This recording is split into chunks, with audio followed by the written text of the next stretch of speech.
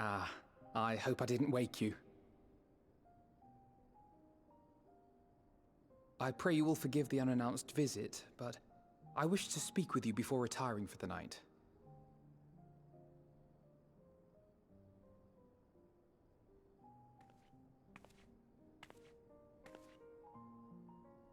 About Garlemald, and the time we spent with the people of Tertium. Dangerous though it was, I'm glad we had the opportunity to treat with Eulus and Quintus. I was worried what might happen after we were collared. If they attempted to restrain you too. If they succeeded. Once more, I put you in harm's way, and for that I must apologize. Or rather, I should thank you for trusting in me time and time again. After all our journeys together, I dare say I've used every expression imaginable to convey to you my gratitude. Nevertheless, I hope these words of mine still carry some small weight. Tomorrow, our fight continues. Mayhap it would have been better to seek you out after we have true cause for celebration. But having mustered the courage to stand up to Father, and achieve a personal victory of sorts, I wanted to carry on in that spirit before my nerves got the better of me. The hour grows late, and you doubtless tire of my ramblings. I have a letter for Orenvold to finish, but we'll be off to bed shortly. Sleep well.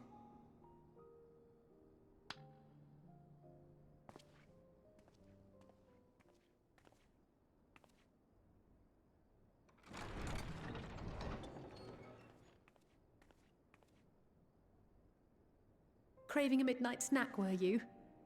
I did consider bringing a few sweets, but decided this wasn't an appropriate occasion.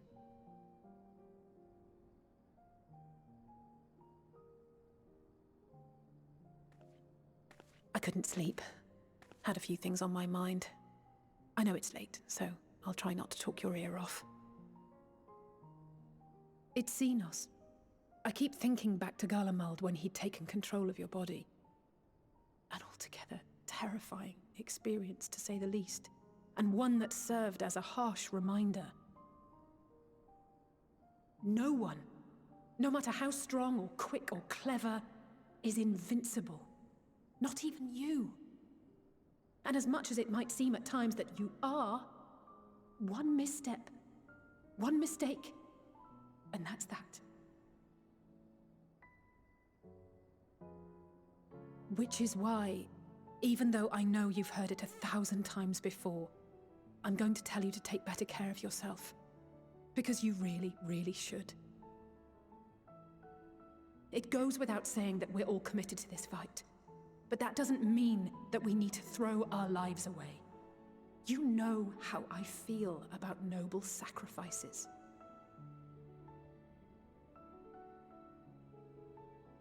Right, that's settled.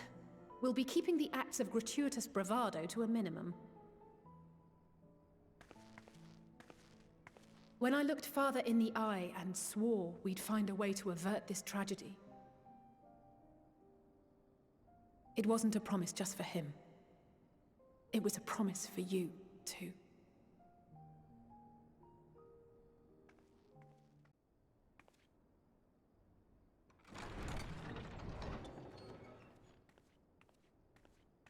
Evening.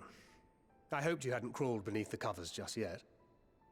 If you'll indulge me for a moment, I have a favor to ask.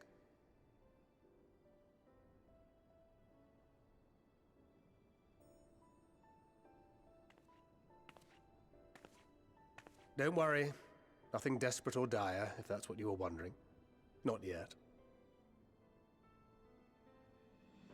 You know, we may have quite literally entered our final days. The ancients went so far as to call it that for a reason. If so, then everything we did for Reen, for the first, will have been meaningless. And I can't accept that. I just can't. My mind won't allow for the possibility. And that could be a problem. When we're in the thick of it, I don't know if I've got it in me to be pragmatic this time. To run, even if running's the right choice. The only choice.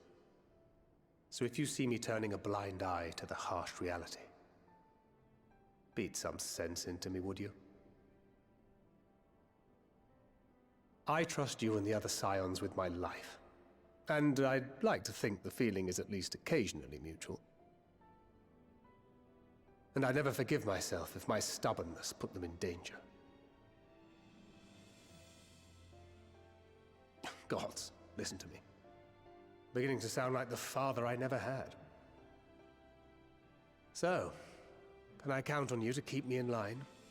I can think of no one else more eminently qualified.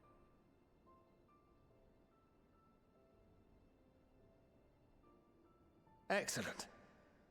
Now I can breathe a bit easier. Which isn't to say that I will, given what we're up against. Let's keep this little chat our secret. I'd rather not have anyone scolding us for burning the midnight oil.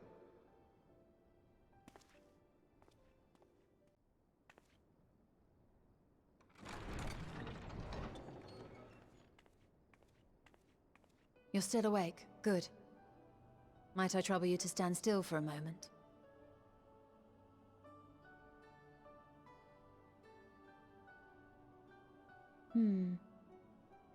Nothing appears out of the ordinary.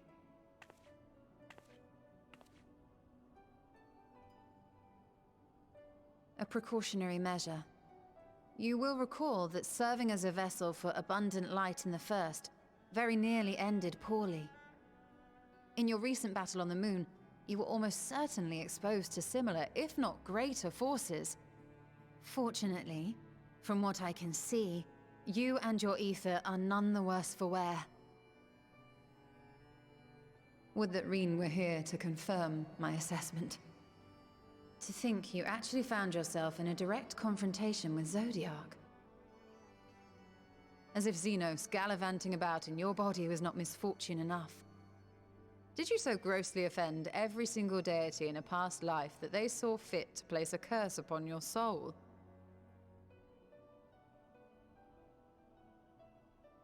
Forgive me. That was in poor taste. I recall vividly how battered and broken it was in the depths of Amarot. Would that you could have seen it with your own eyes. Mayhap then you would understand why the greater part of me is glad you did not. It was a horror beyond description. Promise me you will be careful, that you will seek my counsel if you feel unwell. That puts my heart at ease, if only a touch. I suspect it will grow colder as the night wears on, so do be sure to stay warm. Sleep well. May the shadows keep you.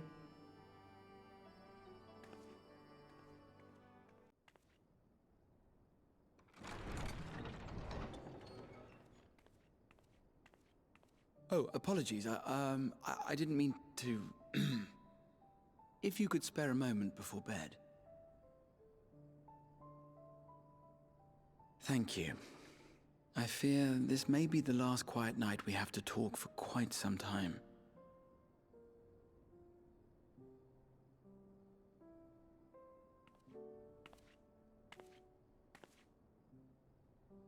I am troubled of late. Unwarranted concerns, perhaps. I hope. Nevertheless, I feel compelled to share them with you. Though you have bested your enemies thus far, Xenos and even Zodiark, your victories have come at a considerable cost to yourself.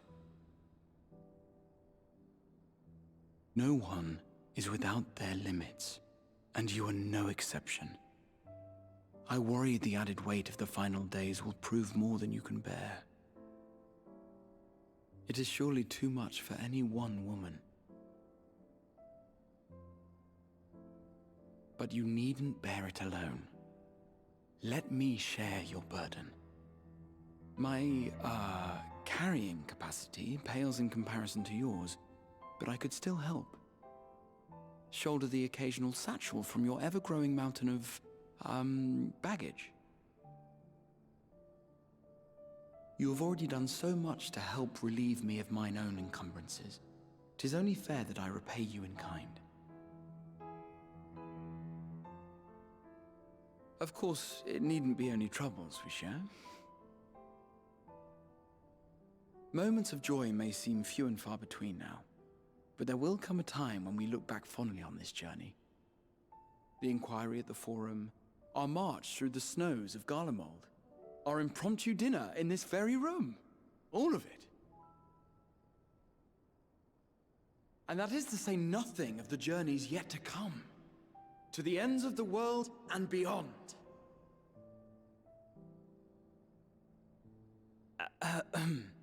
But tomorrow will be no less busy than today, and I've kept you from your rest long enough.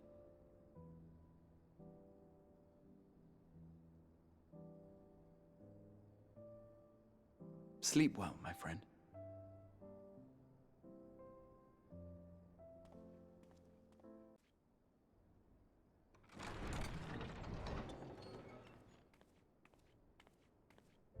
You're alone. Good. The twins thought now would be a wonderful time to pay a visit to my chambers. Rather than listen to them bicker over tonight's snacks and tomorrow's plans, I seized the first opportunity to make my escape. To their credit, they decided against intruding on your peace and quiet.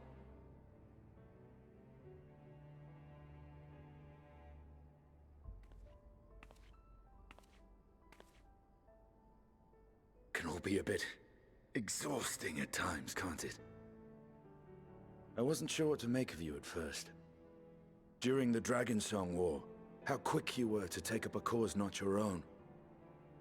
But I came to see that is simply the way of you and yours. I will not pretend to understand this talk of ancient primals and the final days. But I trust in your judgment and choose to believe in your cause. You and Alphinaud have my lance, now and always. You'll need it. Rack and ruin looming on the horizon. Calamity bearing down upon us.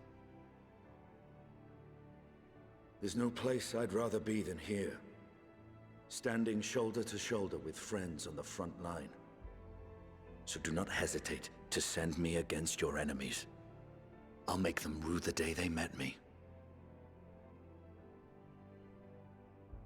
Now, if you'll excuse me, I could do with a little air.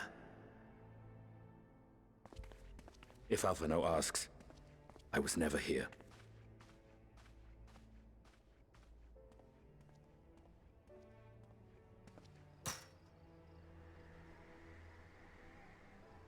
Until the morrow.